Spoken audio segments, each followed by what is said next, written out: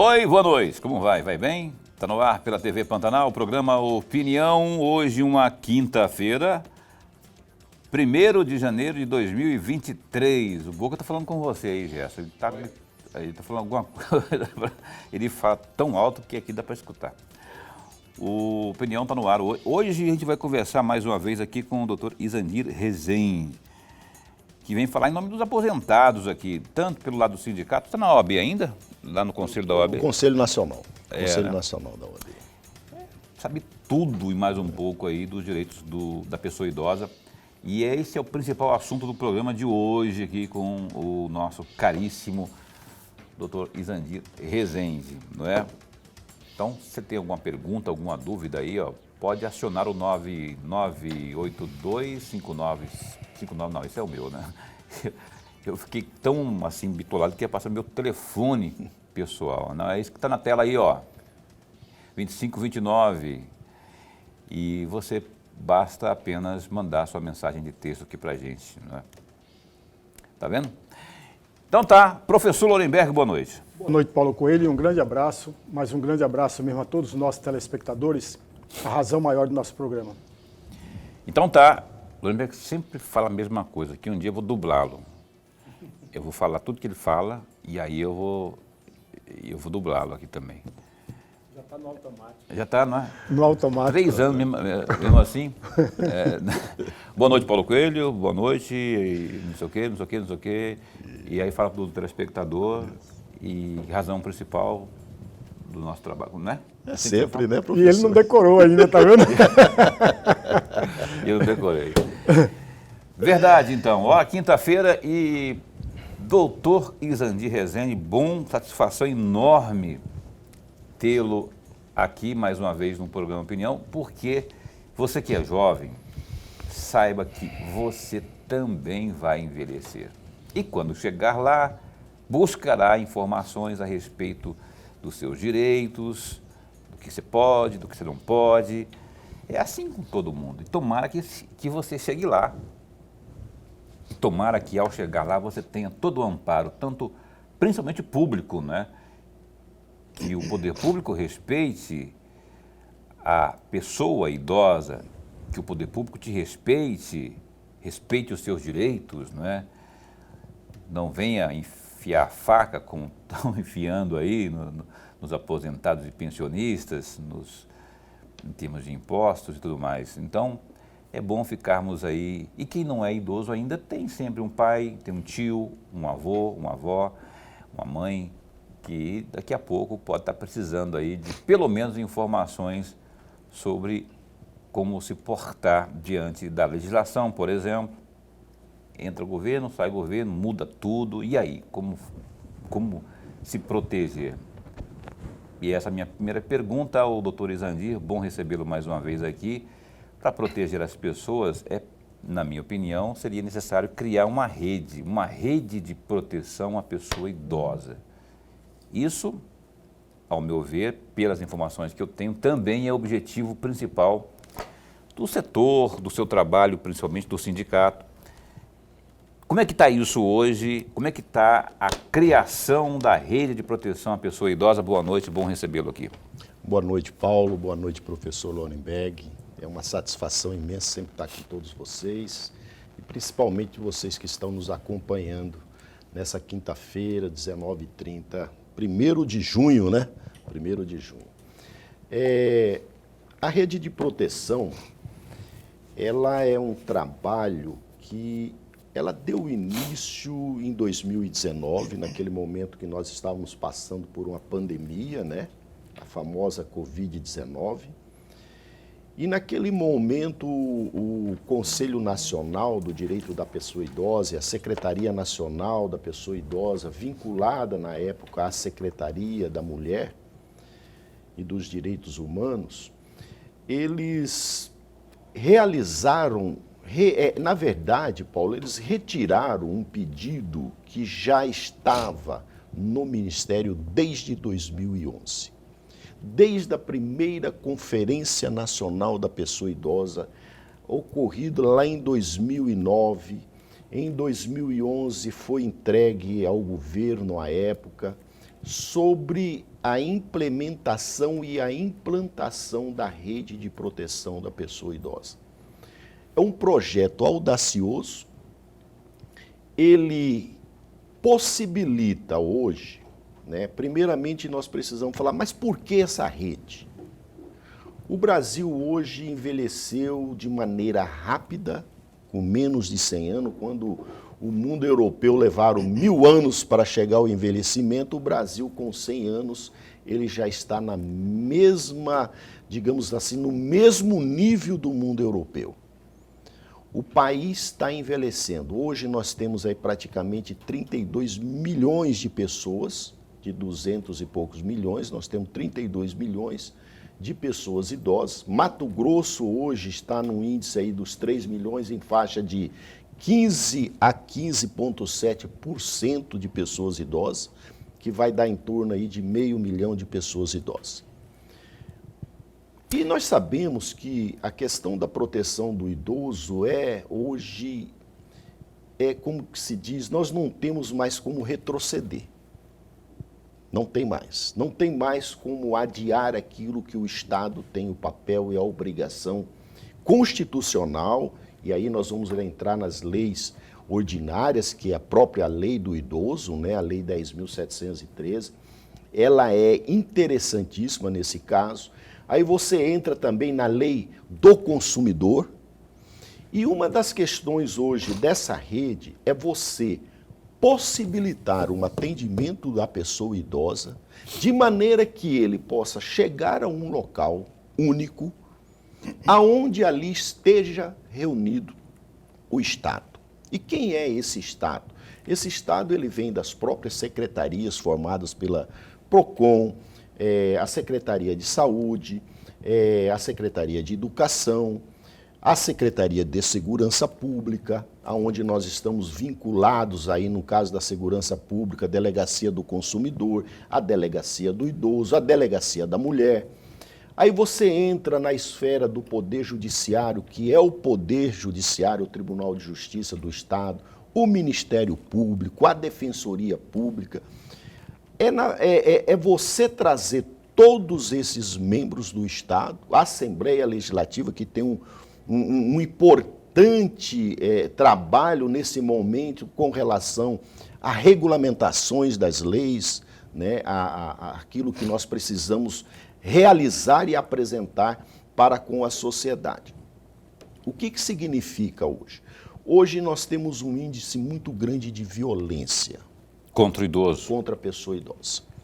E aonde que está essa violência? Essa violência hoje ela é doméstica, que é uma violência altíssima, altíssima, e a violência financeira, que são as violências hoje estampadas aí pelas instituições financeiras através dos consignados, de cartões de créditos indevidos. Quer dizer, existe uma série de irregularidades que nós sabemos disso, mas como hoje trabalhar sobre isso?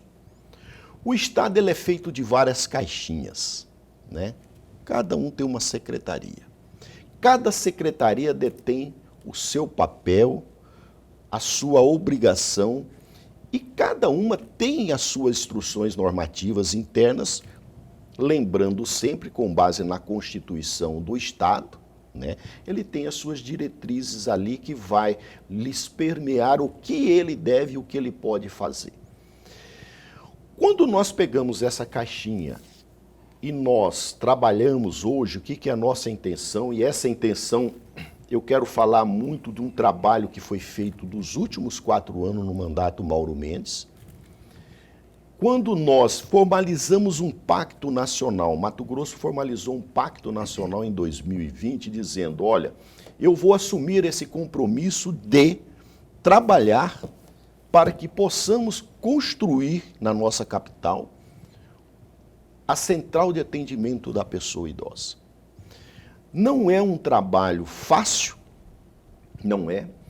É um trabalho de muito diálogo, porque nós vamos ter que pegar todas essas secretarias e nós precisamos interligá-las.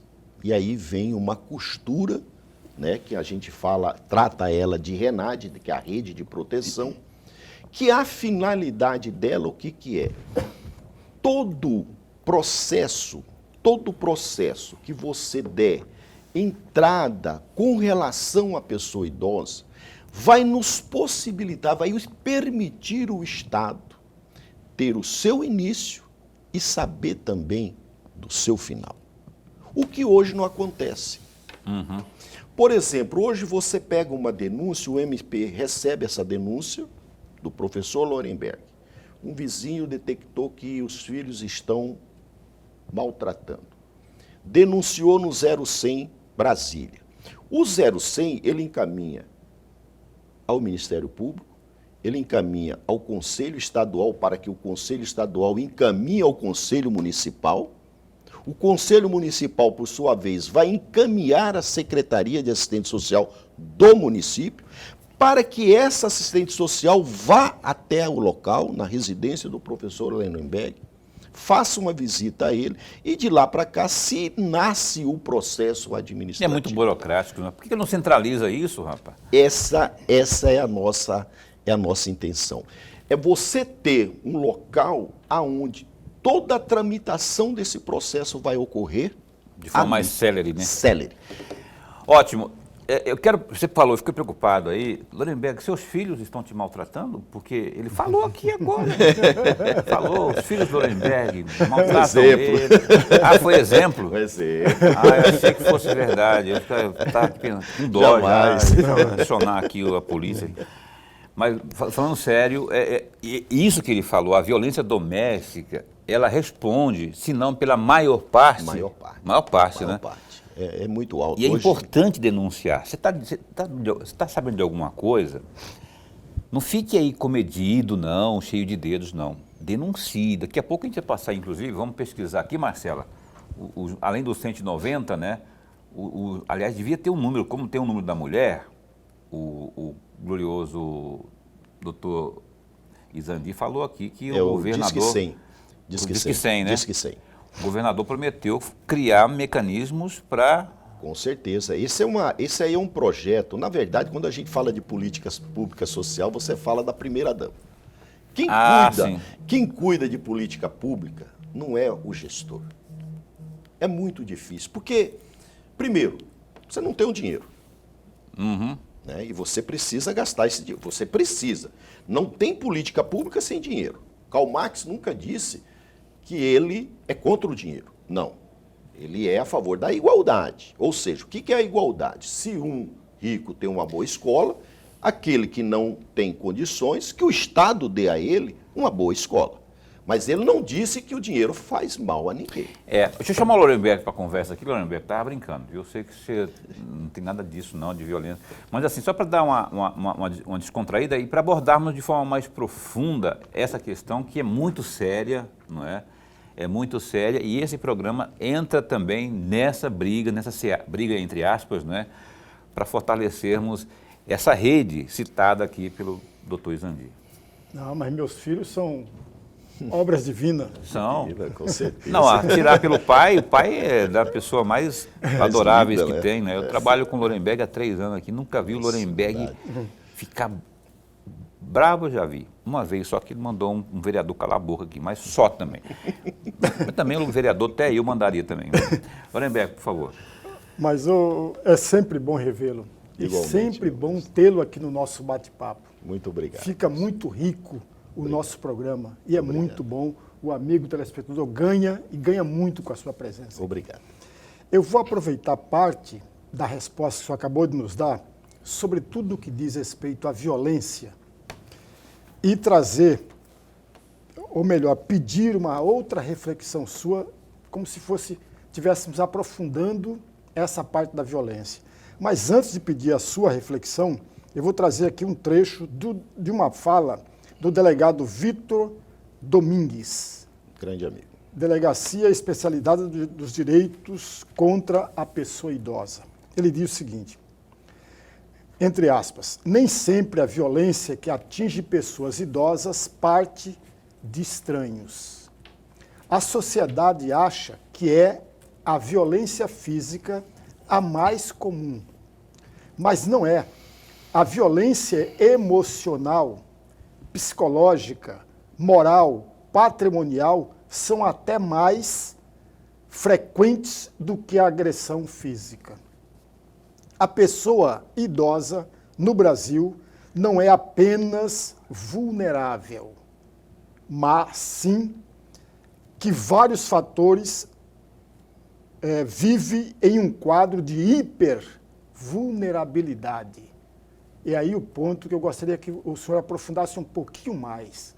Não é vulnerável, é hipervulnerável. Fecham aspas. Gostaria muito de uma reflexão sua a respeito desse trecho, que eu achei muito apropriada para o nosso bate-papo aqui. E ele está certo. E olha que, professor, eu vou tentar, sim, trazer com base no que ele disse, na função dele. Né? Porque quando a gente vai falar de um determinado assunto, a gente também tem que conhecer o outro lado. Hoje se nós chegarmos numa delegacia da pessoa idosa, ela oferece condições mínimas necessárias para atender esse idoso? Ela não tem. Ela não tem. Ela está dentro de um caixote. E eu não estou falando aqui de uma maneira para reprimir nenhum gestor, não é isso. É por isso que nós estamos trabalhando. Por quê? Porque a maioria, professor Lorenberg, a maioria, 80% hoje, de quem está na ativa, de quem está à frente de uma secretaria, eu garanto para o senhor que ele nunca parou para pensar na pessoa idosa. Nessa vulnerabilidade, nessa hipervulnerabilidade. Ele só vai perceber isso o dia que acontecer isso com alguém que não seja o pai dele ou com um amigo que ele conhece que suscitou-se ao pai dele. Isso eu estou dizendo por quê? Porque todas as vezes quando você chega num secretário e você narra para ele o que está acontecendo aqui fora, ele se assusta. Então isso é bom. Isso é bom, porque é desse diálogo que, a partir daí, se constrói algo que é o que nós estamos buscando, que é maior. O que é esse maior?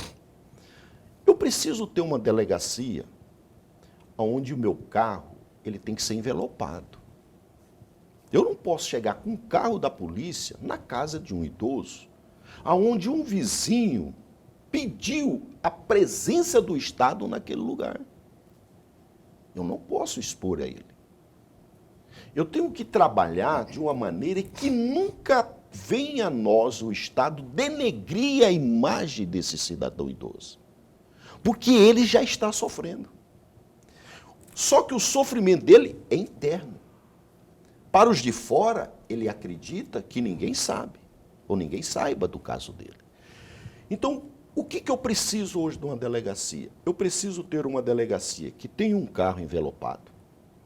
Eu preciso de uma delegacia aonde quem trabalha tenha o conhecimento de como tratar o idoso. Ele tem que gostar, ele tem que amar o idoso. Ele tem que ter paciência. Eu tenho que ter um assistente social, porque é essa assistente social que vai acompanhar quem? Que vai acompanhar esse investigador. Se eu tenho uma assistente social dentro da minha delegacia, por que eu vou solicitar do município o comparecimento de uma assistência social? Você começa a trabalhar contra o tempo. E é exatamente aonde se iniciou essa discussão da criação da rede de proteção. Foi justamente quando nós deparamos a situação hoje, que é a delegacia do idoso. Então, quando se pega aquela ponta e você fala, peraí, se aqui não tiver organizado, nós não temos como fazer um trabalho para que nos permita, através do Estado, coibir e impedir aqueles que hoje estão praticando isso. E tudo isso, professor, ele vai resumir, sabe aonde? Numa magistrada preparada, um pensamento totalmente diferenciado daquele de punição, sentença. Não é essa a finalidade, porque nenhum pai, nenhuma mãe vai representar um filho. Nenhum. Mas tem uns filhos que são terríveis. Não, tem aquelas exceções, mas se a gente for falar assim, é 1%. Né? Vamos falar 90%, vamos tirar 10%, que ele vai querer representar o seu filho. Agora, qual é o problema dessa família, professor Lorenberg? Aí entra um outro contexto que nós não sabemos qual é. E quem vai saber desse contexto? A magistrada, o Ministério Público, a Defensoria Pública, principalmente o magistrado. Por quê? Porque ele parte do princípio do diálogo. Nós precisamos encontrar uma solução. Qual é a solução? Por que você está agredindo o seu filho? Por que você está retendo o cartão dele? Tem outros filhos? Olha só, é um diálogo aqui, na verdade, né, uma explanação que a gente precisa esmiuçar. Eu vou ter que interromper aqui. Nós vamos continuar sobre esse assunto, desse ponto, inclusive, doutor, só porque eu tenho que cumprir aqui a ordem aqui, porque senão vem aqui uma navalha aqui, corta, né? Tem que ganhar dinheiro, né? Tem. Intervalo comercial, a gente volta num instante só. Bem, estamos de volta aqui nesta noite com o Dr. Izandir Rezende aqui conosco, falando muito, né?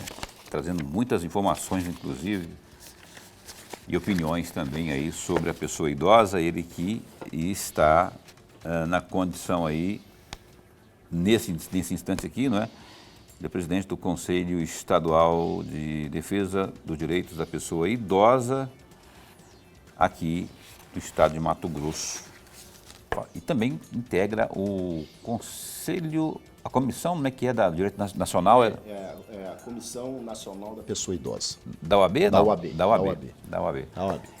Ó, aquele assunto já a gente vai retomar aqui. Eu quero antes abrir espaço para o Gazeta Digital, www.gazetadigital.com.br. Assunto só, pedido coletivo de vista prorrogou votação polêmica sobre o polêmico projeto de lei do governo do estado que proíbe o transporte de pescado por 5 anos em Mato Grosso, e isso aconteceu nesta quinta-feira. O projeto retornará ao plenário nesta sexta-feira, dia 2. A sessão teve início aí sob protestos de pescadores e ribeirinhos que lotaram as galerias da Assembleia contrários ao projeto. A maioria dos parlamentares participou aí de maneira remota da sessão. Antes da votação, o presidente da Comissão de Meio Ambiente, Carlos Avalone, do PSDB, apresentou parecer favorável ao projeto. Apenas o deputado estadual Wilson Santos, do PSD, votou contrário, terminando em 3-1 pela constitucionalidade do projeto. Avalone também afirmou que o projeto não será aprovado no afogadilho e que ouvirá toda a sociedade e principalmente os pescadores em audiência pública. Já durante a votação, pediram vistas Lúdio Cabral, do PT, Dilmar Dal Bosco, do União Brasil, Valdir Barranco, também do PT, Max Russi, do PSD, Eliseu Nascimento, do PL, além de Wilson Santos, do PSD. Colocaram o PSDB aqui, mas é PSD. PSD. De dado. É, porque a gente confunde de vez em quando mesmo. Ó, outro assunto aí que é o seguinte, está no Gazeta Digital.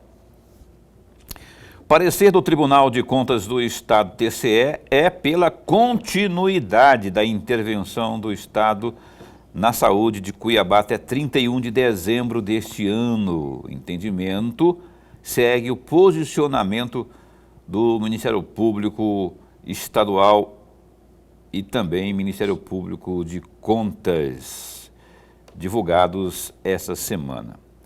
Manifestação do Conselho do Tribunal de Contas do Estado, Sérgio Ricardo, foi publicado no Diário Oficial de Contas desta quinta-feira, dia 1º, e condiciona a continuidade a alguns itens, entre eles implantação imediata do programa de cirurgia dia e noite, em turnos atualmente não utilizados, de modo que em 31/12/2023, a espera por cirurgia aguarde o prazo máximo e razoável de até 180 dias, não é? E a garantia de médicos, medicamentos, cirurgias, aporte de recursos, pagamentos de fornecedores, publicidade e também cumprimento de decisões judiciais. Agora, o parecer será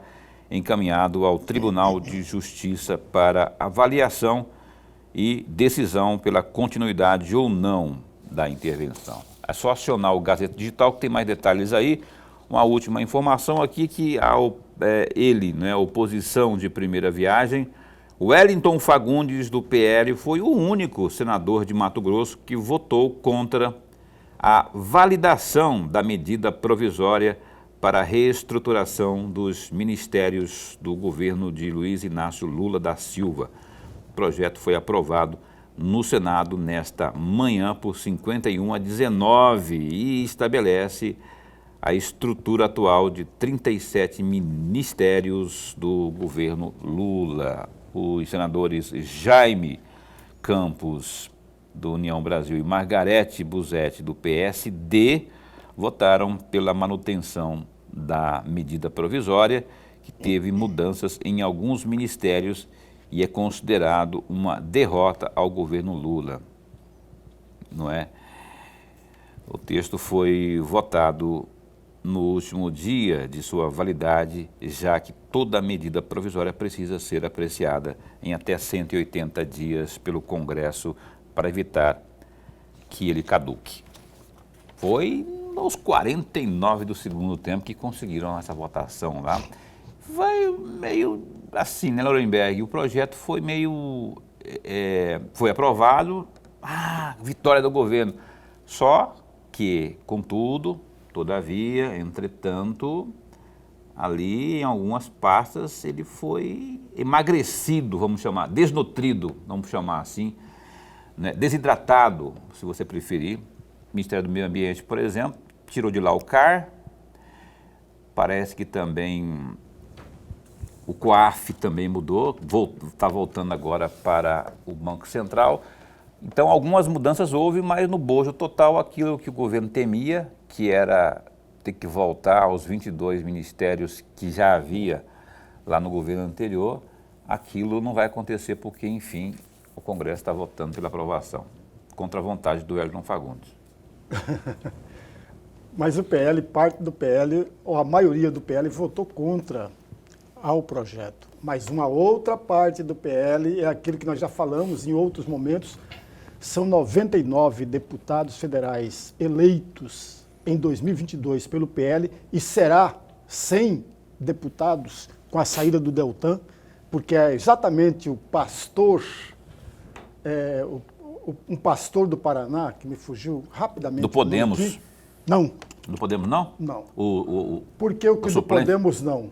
O Deltan pertence ao partido do Podemos. Ah, é verdade. Só que o suplente do Deltan não atingiu os 20% exigido pela legislação. Ele só conseguiu 12 mil e poucos votos. Por conta disso, não é o Podemos que vai ser contemplado, mas é o PL do ex-presidente Jair Bolsonaro, que é o pastor Paim, lá do Paraná. Ele obteve mais de 44 mil votos na eleição de 2022, por isso que ele vai assumir a cadeira na Câmara Federal e nós teremos 100.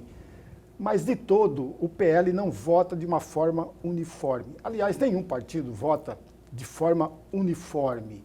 Parte do PL sempre apoiou, se nós observarmos as votações todas do governo, sempre apoiou o governo.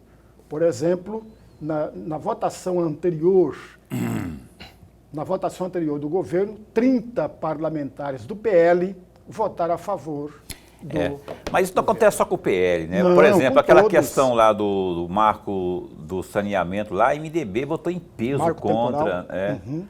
aquele decreto legislativo, né? De lei.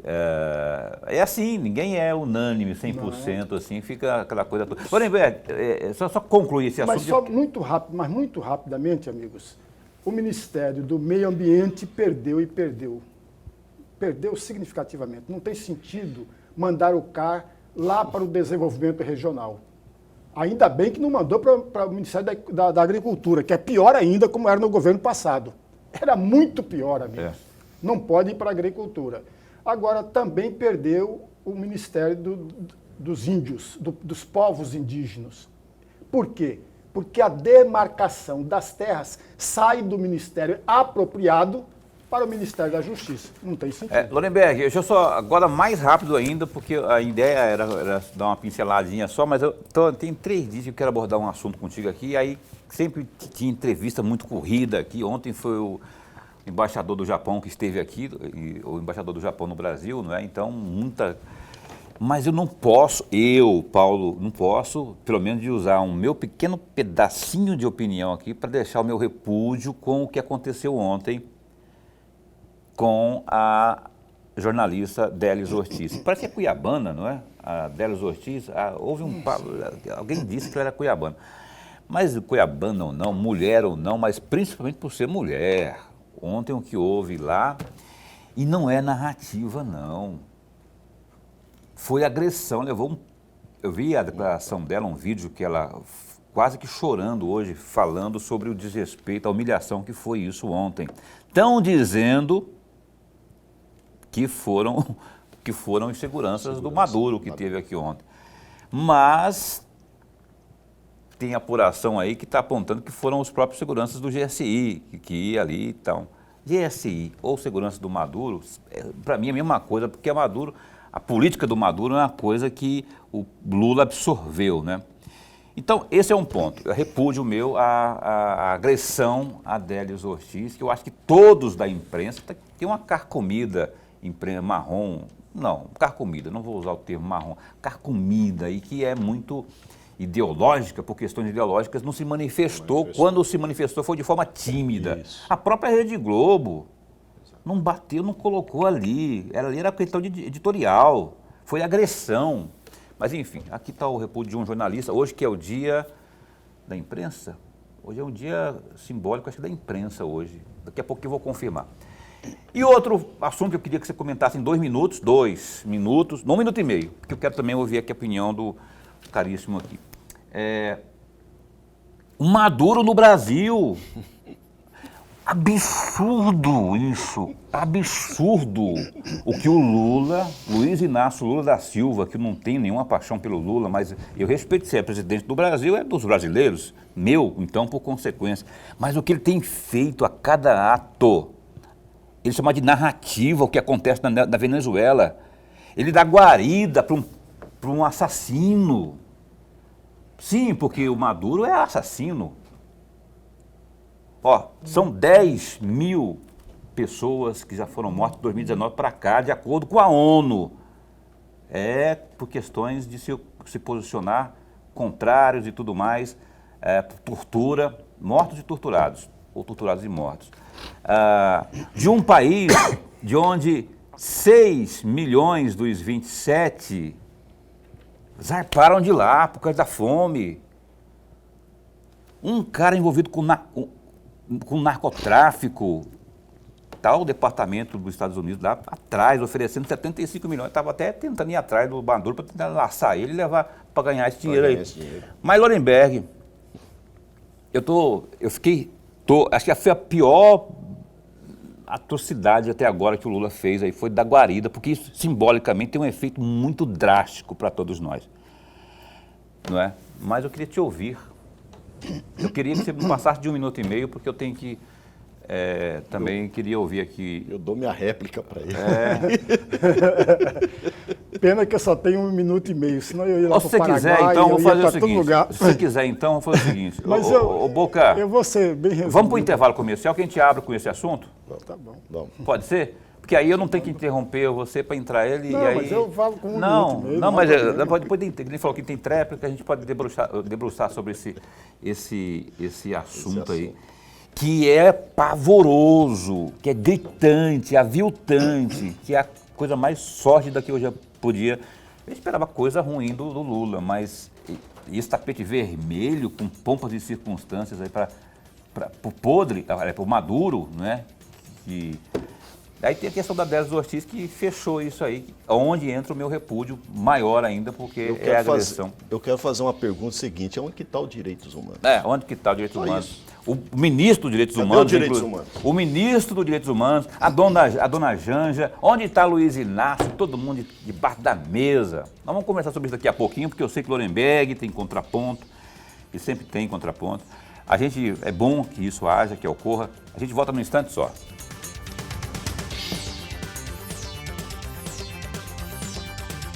Enfim, após o intervalo comercial, quero retomar aqui, eu acabei desabafando no final do bloco anterior, sobre episódio Maduro, Décio Ortiz, a violência contra a jornalista, nossa colega, minha colega aqui, não é? O meu repúdio aí, enfim. Eu queria ouvir o Lorenberg Alves aí, eu falei 1 minuto e meio no bloco anterior, mas pode usar 2 e meio. É muito rápido. Eu sou contra a violência em qualquer situação. Não interessa qual situação seja. Eu sou contra a violência. A agressão, o meu repúdio é claro. Atingiu e agrediu uma jornalista, poderia ser um contínuo, poderia ser qualquer um servidor ou qualquer pessoa que estivesse ali no momento. É uma agressão, tem exatamente o meu voto contrário a qualquer tipo de agressão. Esse é ponto. Com relação à vinda, que é o outro tema, a vinda do Maduro, eu estou aqui do lado de um grande advogado. E ele vai lembrar do que eu estou falando agora. O parágrafo único do artigo 4º da Constituição diz o quê? Vou repetir aqui letra por letra para o amigo entender o que eu estou falando.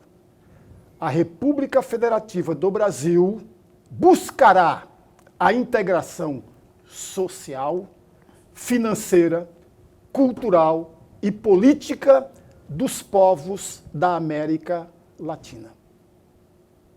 Portanto, o convite aos presidentes, aos chefes de estados dos países da América Latina que foram convidados, o presidente da República, não importa quem seja, se é o Lula, se é o Jair Bolsonaro, não importa quem seja, está cumprindo exatamente o que diz a Constituição Federal no seu artigo 4º, parágrafo único do artigo 4º.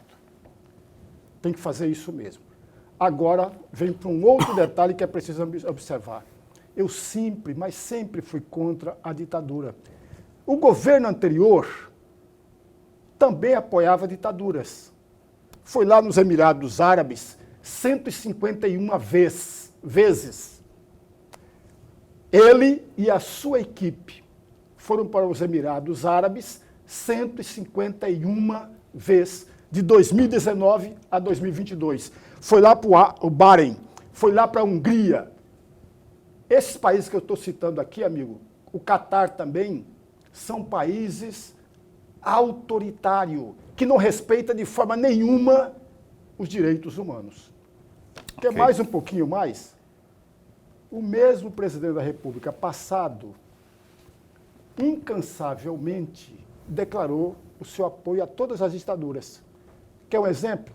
Quando Hugo Chávez era presidente e que era um ditador na Venezuela, o deputado federal Jair Bolsonaro cansou de elogiar Hugo Chávez. Cansou de elogiar o Alfredo Stroessner, como fez do Pinochet. Sabe que eu vou contar uma história bem rápida. Mas tem que ser rápido, porque eu falei 30 2 e segundos, passou de 50. 30 segundos, porque o tema requer uma reflexão maior. O Stroessner, ditador do Paraguai, amigos, como toda ditadura, por isso que eu detesto ditadura, vou bater contra sempre ela, a ditadura usa entre as armas utilizadas a violência sexual. O Stroessner mandava o seu general, mandava os seus auxiliares para o interior do Paraguai pegar meninas de 10, 11, 12, 13, 14 anos e levavam para ele estuprar. Ok. Estuprar, amigos. E depois que ele estuprava 1 ano, 2 anos, mandava para os seus auxiliares fazer a mesma coisa. Isso é muito ruim, Não, amigos. isso é sórdido. Ditadura, nunca mais.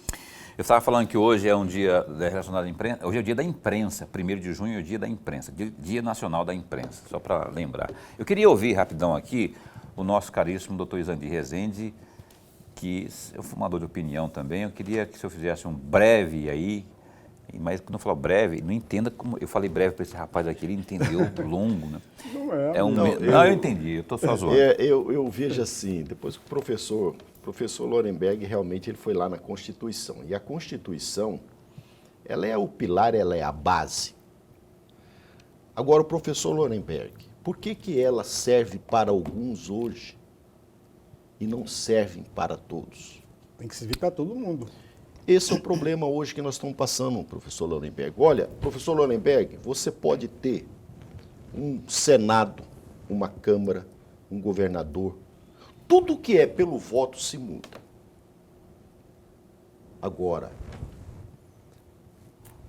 quem decide na STF fica difícil.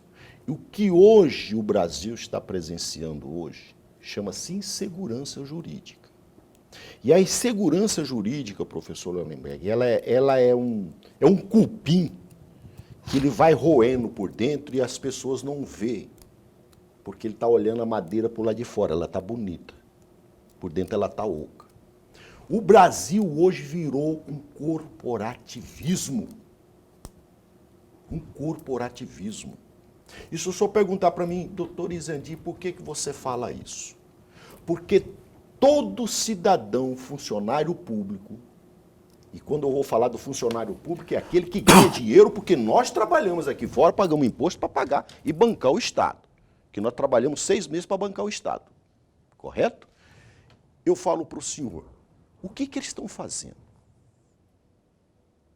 O que estão fazendo? Então, eu vejo que a vinda do Maduro no Brasil, assim, é vergonhoso. Pelo que ele é.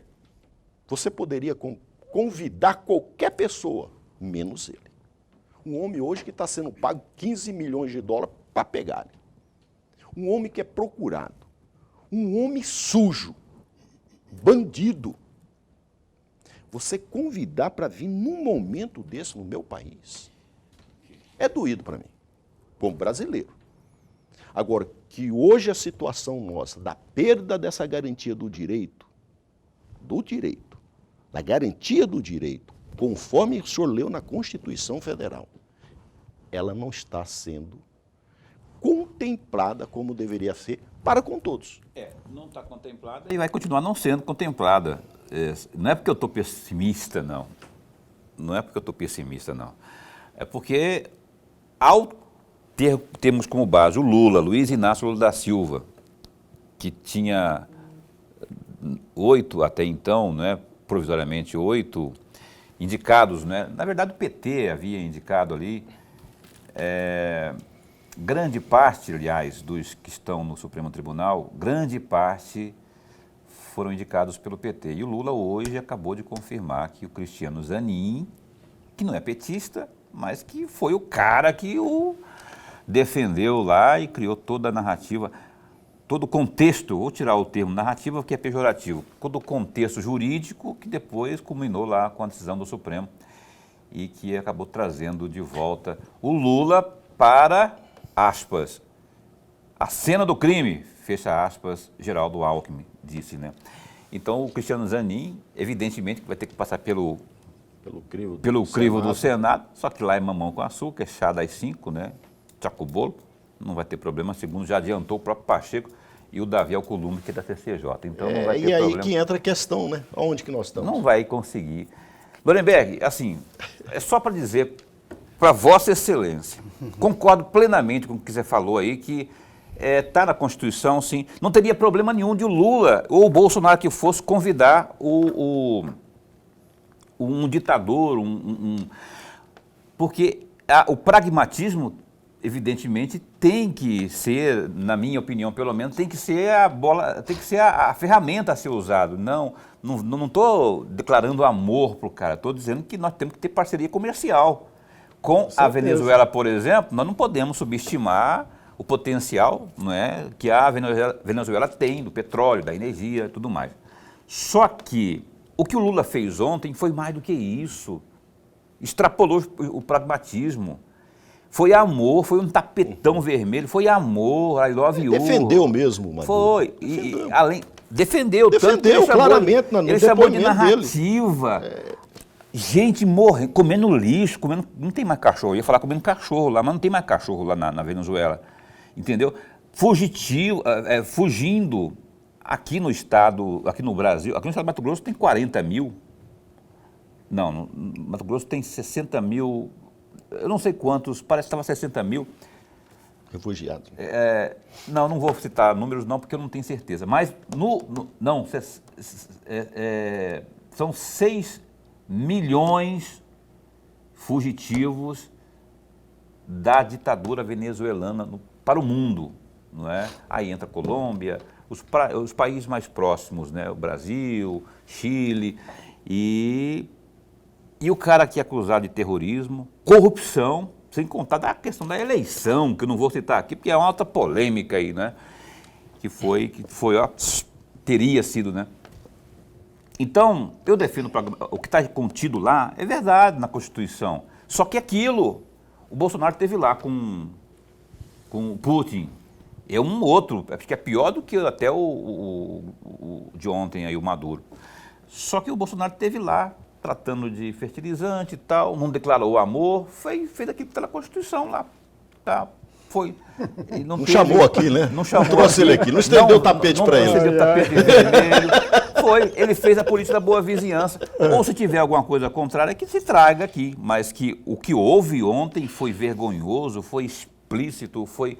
E aí combinou com o negócio da Délis Ortiz, que você não comentou, que eu queria que você tivesse comentado. Mas eu falei que eu sou contra a violência, falei tudo. A violência não cabe em lugar nenhum. Então é isso, o pragmatismo, ninguém defende o que a China faz lá com as pessoas lá, onde não tem... liberdade de expressão. Você acha que na Venezuela tem isso? Por que o Lula... Mas aqui está acabando. Está acabando. Você viu o que aconteceu ontem lá? Aqui já está acabando. Você não pode fazer mais piada também, não. O Lula foi desmoralizado pelo presidente do Uruguai. Passou um sabão na cara dele ontem lá.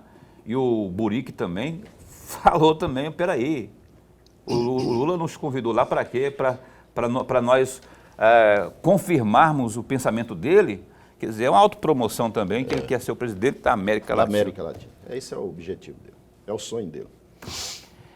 Bom, e aí tem o Zanin, que eu falei, Cristiano Zanin, que hoje foi confirmado pelo Lula, né, a indicação dele, e vai passar pelo Congresso, lá pelo Senado, na verdade, né, que não deve ter problema nenhum de ser, embora essa dificuldade, mas lá no Senado o Lula tem maioria. O Luiz Inácio Lula da Silva, que não falou um pio, e a Jânia também não falou um pio, e o ministro do Meio Ambiente também não falou um pio sobre a Délis Ortiz. Isso não engoli isso ainda não. Mas o Lorenberg já comentou também, que ninguém aqui concorda com isso também, todos nós repudiamos a violência aí contra jornalista, contra a mulher então. Mas Lorenberg, eu gostaria que... Fica bravo comigo não. O Lorenberg fica bravo comigo, depois fica me xingando, liga pro Dorileu, Paulo Vaz. Brincadeira, nunca falou isso pro Dorileu. Eu só acho que quando a gente critica uma ditadura, tem que ser ditadura de direita, ditadura de esquerda e de tudo. De tudo. Eu sou contra todo tipo de ditadura. Exatamente. O presidente anterior foi lá nos Emirados Árabes, que não respeita, e não respeita mesmo. Lá é uma ditadura. não respeita direitos humanos. Aliás, um dos príncipes raptou até as suas filhas. Ele foi lá baseado na Constituição falar- que você citou aí, o item da Constituição. Ele foi lá no pragmatismo que eu falei, Lorenberg. Não, Agora, então- eu não falei aqui para a gente colocar o retrovisor também. Ah, mas o presidente anterior... Estou falando do Luiz Inácio, que ontem comentou aos olhos dos brasileiros, até da própria imprensa. Luciano Huck ontem, sabe o que ele veio falar? Criticando, assim, apontando, mas o que o Lula falou? Narrativa. Aquele outro lá, de Foca lá, o Felipe Neto, também, eles são lulistas até a cueca. Ontem detonaram. Mas Não, tem a criticaram. ditadura, Paulo e amigo Isandir. Isandir, ditadura tem que ser debatida e discutida e jogada para fora de qualquer país do mundo. Não importa de quem seja, não importa. Esse Ok. é um ponto muito pacífico na minha cabeça. Na minha também. E na do doutor Isandir também. Também. Ditadura. Não, Nem jamais. Aqui tem ditadura, aqui, ó. Aqui. E a gente anda com medo, e não pode ter esse medo, né? Eu acho que a liberdade de expressão... Eu vejo muito isso, o corporativismo. É tipo assim, você chega hoje, num órgão público, a gente que advoga, se quiser atender, se não tiver bom, eles falam para você. Você tem direito de recorrer. Eu tenho direito de encerrar o programa, porque eu achei que tivesse para o intervalo começar a cigarro na conversa. Já aqui. acabou. Já acabou, Passou já. rápido, 8h30. Acabou, 8h30. Mas nós vamos voltar outra Lorenberg, hora obrigado aqui. aí, a gente volta a se prosear depois, tá? A gente vai... Mas foi boa. Doutor Isandir, muito obrigado por ter Não, vindo foi aqui, boa. o espaço Depois a gente continua vem sempre aqui a para posse. trazer mais sobre esse assunto. Até porque É nós um temos assunto aqui. muito Obrigado por ter importante. vindo aqui ao Programa Opinião em mais uma ocasião aqui. Muito obrigado mesmo. Não, te agradeço a oportunidade, professor Lorenberg, a você, o Paulo, né? E todos aí, Ok. nossos telespectadores. O Wesley Sandro Rodrigues, comandante do Raio, que é aquele grupamento da PM de motos, né? Vai estar conosco aqui amanhã ao vivo às 7h30 da noite. Até lá, se cuida, fica bem, fica com Deus também.